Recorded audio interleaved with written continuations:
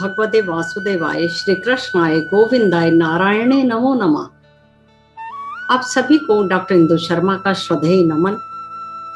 गीता का सार पुस्तिका का आज हम षोडश यानी 16वां अध्याय आपसे साझा करेंगे। पिछले अध्यायों में हमने अनेक अलौकिक रहस्य को श्री हरि के मुखारविंद द्वारा जैसे अर्जुन को दिया गया उस ज्ञान को समझा। अपने स्वाभाविक कर्मों को करता हुआ यदि मानव अपने जीवन में कृष्णमय हो जाता है तो समझो उसके समस्त दुखों का विनाश हो जाता है और वह अपने जीवन को सहज और सरस रूप से व्यतीत कर सकता है। गीता का ज्ञान श्रद्धा एवं भक्ति के साथ यदि किया जाए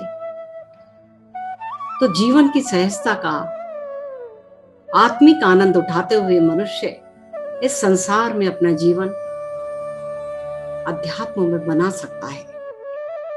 15वें अध्याय में हमने जाना कि श्री कृष्ण ने इस संसार को अपनी योग माया द्वारा रचा हुआ इस संसार रूपी वृक्ष की चर्चा की है, जिसकी रक्षा यज्ञादि कर्मों के द्वारा ही मनुष्य इसकी रक्षा कर सकता है।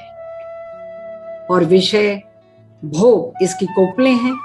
शाखा रूपी में देव, मानव एवं त्रियक योनि जो मनुष्य भोगता है, और वैराग्य रूपी शस्त्र से यदि इसको काट कर इस संसार रूपी वृक्ष के अंदर लीन रहकर यदि वैराग्य को अपनाता है, तत्व को अपनाता है, अध्यात्म को अपनाता है, तो मानव अपनी परम गति को प्राप्त कर सकता है।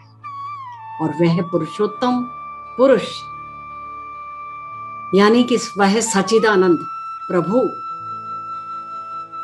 जिसके द्वारा अपने में ही अपनी माया से रचे हुए संसार, यदि हम उसकी शरण में इस संसार रूपी वृक्ष में रहते हुए भी उसकी शरण में चले जाते हैं तो इस संसार रूपी वृक्ष में रहते हुए भी हम उस वैराग्य को प्राप्त कर सकते हैं। तो आइए आज हम षोडश अर्थात 16वें अध्याय की चर्चा करेंगे, जिसमें जानेंगे देवी एवं आसुरी स्वभाव को। और शास्त्रों के अनुसार जो मनुष्य शास्त्रों की अवहेलना करता है वह मनुष्य आसुरी स्वभाव को प्राप्त होता है, और देवी गुणों से जो मनुष्य अपने जीवन का यापन करता है उसे अध्यात्म की प्राप्ति होती है, अर्थात उसे तत्व के दर्शन होते हैं।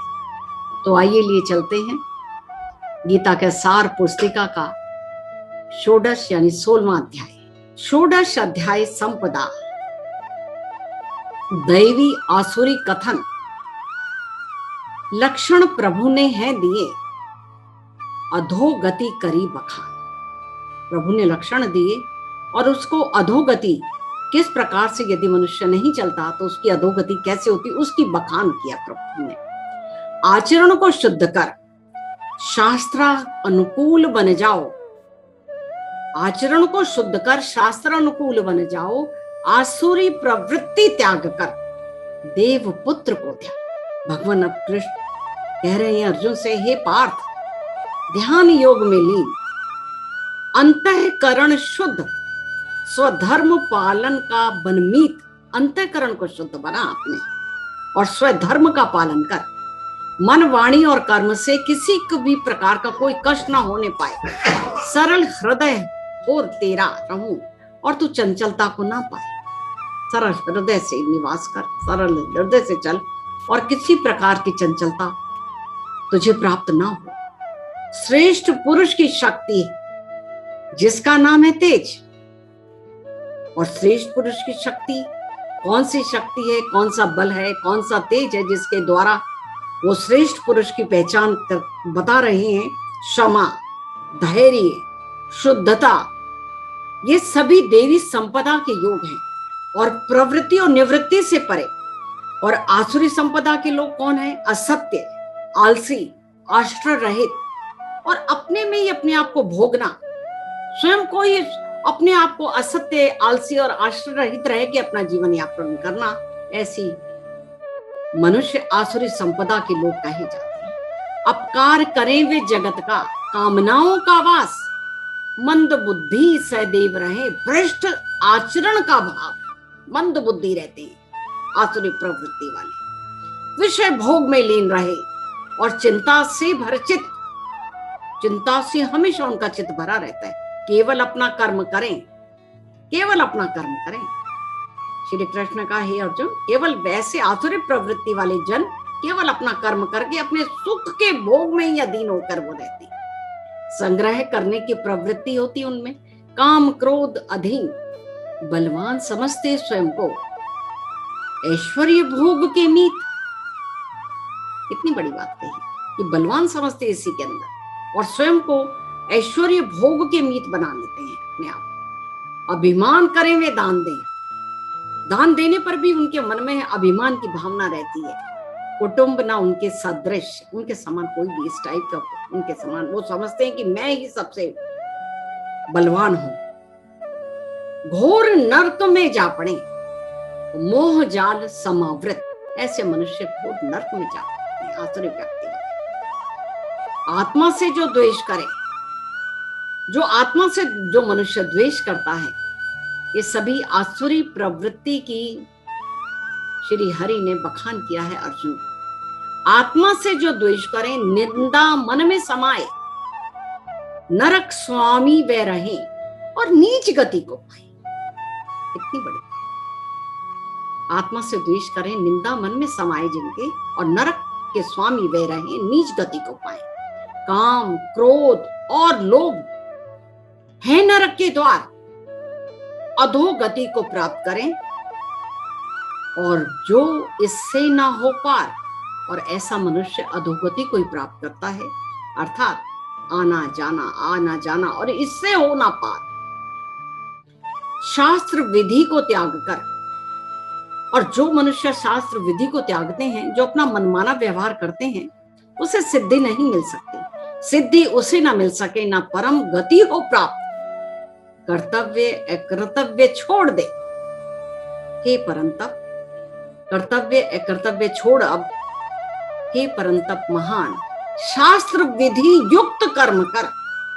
फिर कृष्ण कह रहे हैं अर्जुन से कि हे परंतप, शास्त्र विधि युक्त, शास्त्रों की विधि से युक्त अपने कर्मों को कर,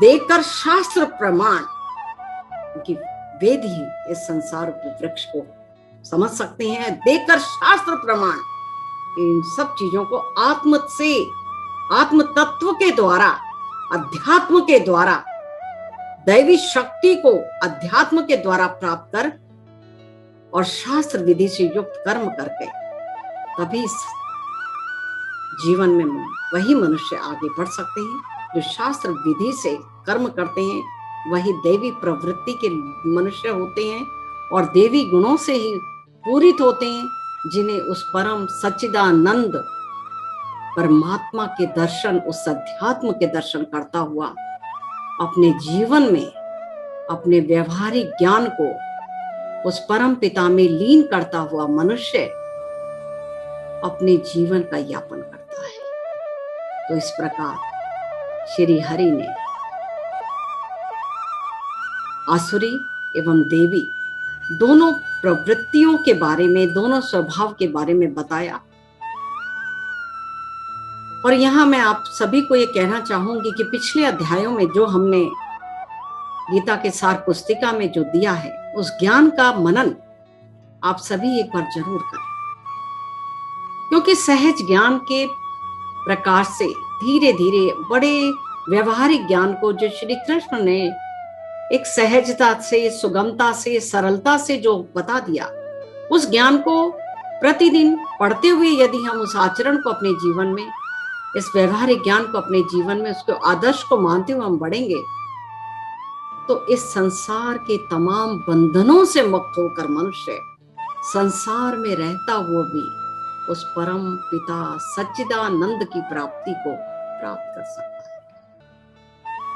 तो फिर मुलाकात होगी आपके 17वें अध्याय के साथ। आप सभी को पुनः फिर से नमन करती हूँ और आशा करती हूँ कि आप सभी भारतीय प्रचार और प्रसार की इस पद्धति को अपनाते हुए अपने जीवन को सरल शब्दों के साथ, सरल वाणी से दिए गए ज्ञान को अपने जीवन में उतारते हुए आगे बढ़ेंगे। धन्यवाद।